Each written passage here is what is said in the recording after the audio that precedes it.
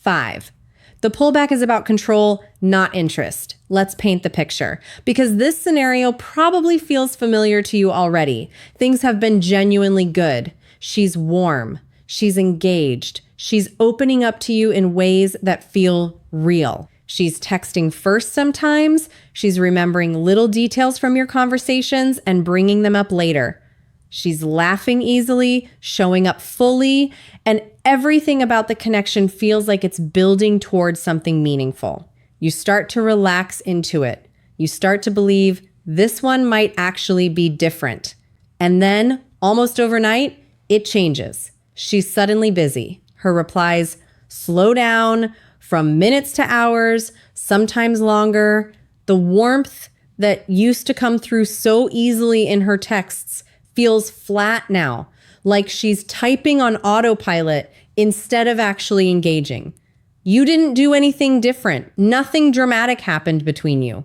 And yet something clearly shifted, and you're left sitting there trying to figure out what broke. Here's the truth. Nothing broke. What actually happened is that her emotions crossed a threshold that made her uncomfortable. There's a certain point in emotional connection where things stop feeling exciting and start feeling like too much too fast. Not because the connection is bad, but because it's moving into territory that feels unfamiliar and a little frightening. When she hits that threshold, her instinct isn't to lean further in. It's to retreat, to create some distance so she can process what she's feeling without it overwhelming her completely. This isn't rejection, it's recalibration. She's trying to reset her emotional footing before she lets herself go any deeper. Now, here's where most men make the exact mistake that turns a temporary pullback into a permanent one. They chase. The second they notice the shift, they start reaching out more, asking if everything's okay, trying to figure out what changed, maybe even bringing up the fact that she's been acting different lately. It feels productive in the moment, like you're addressing the problem head on. But chasing here doesn't fix anything. In fact, it does the opposite of what you're hoping for. It confirms the exact fear that made her retreat in the first place. That things are moving too fast, that the intensity is real, that she's losing control of the pace. Every additional message just adds more pressure to a situation she's already trying to slow down. What actually helps in this moment isn't more effort.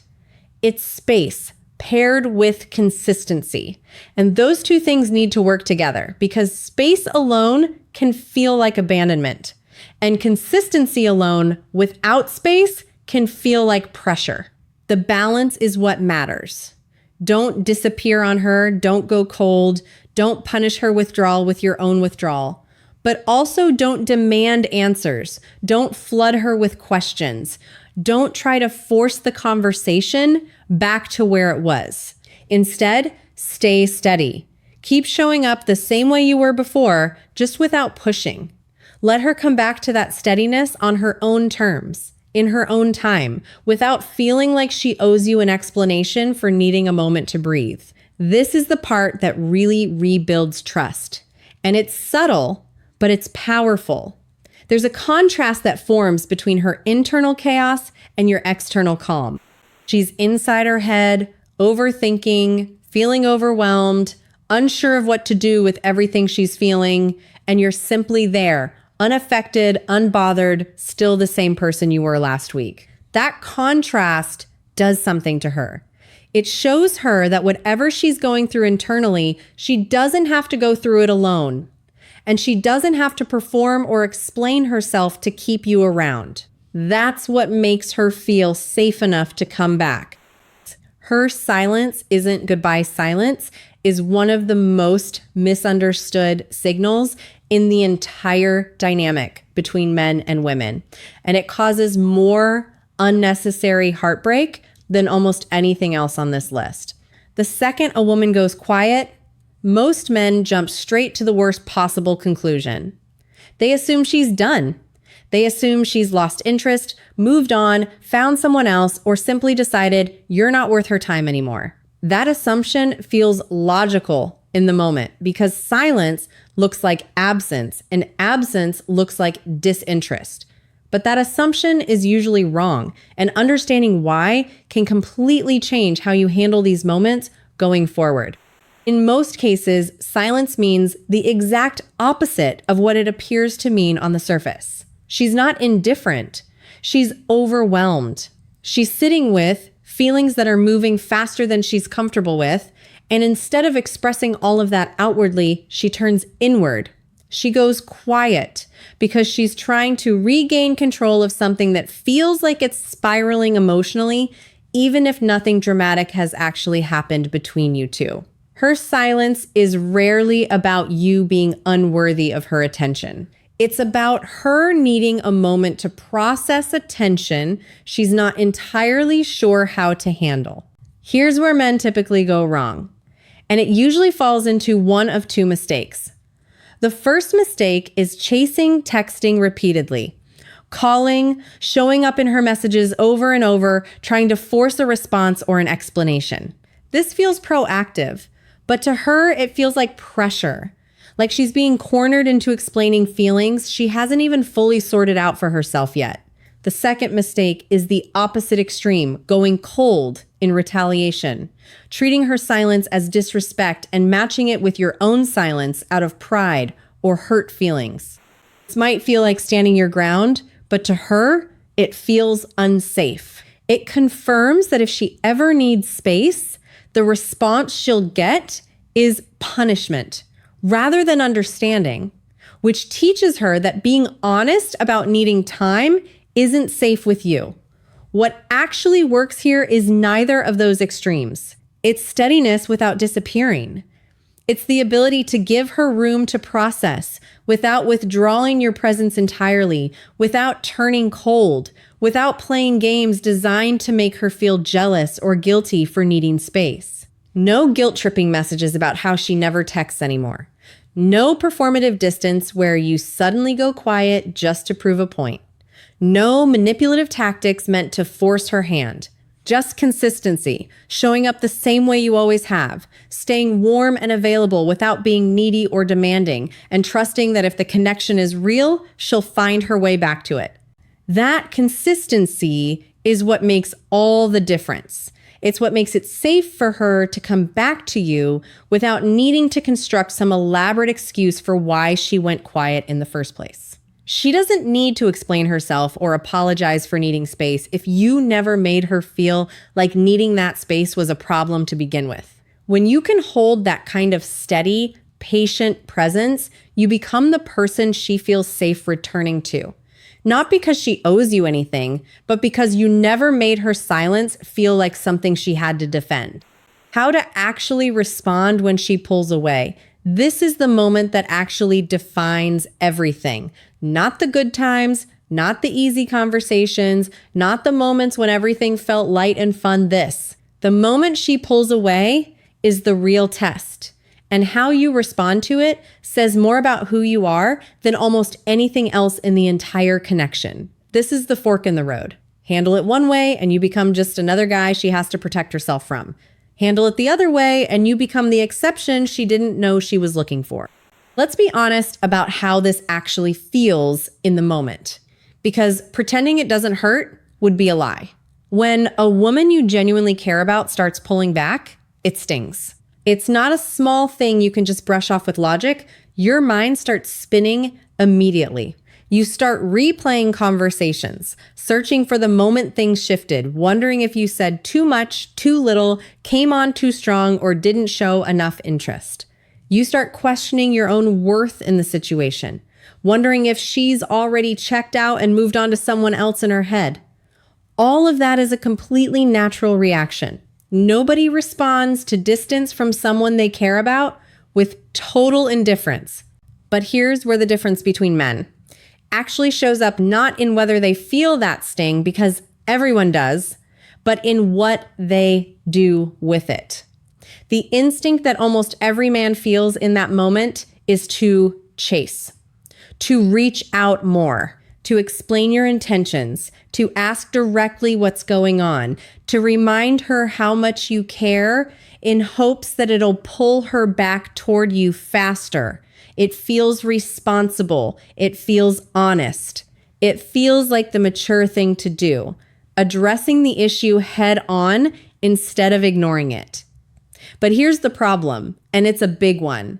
That instinct backfires almost every single time, no matter how good your intentions are behind it. Why does it backfire? Because chasing doesn't reassure her the way you think it will. Instead, it confirms the exact fear she was already trying to escape in the first place, that she's lost emotional control of the situation.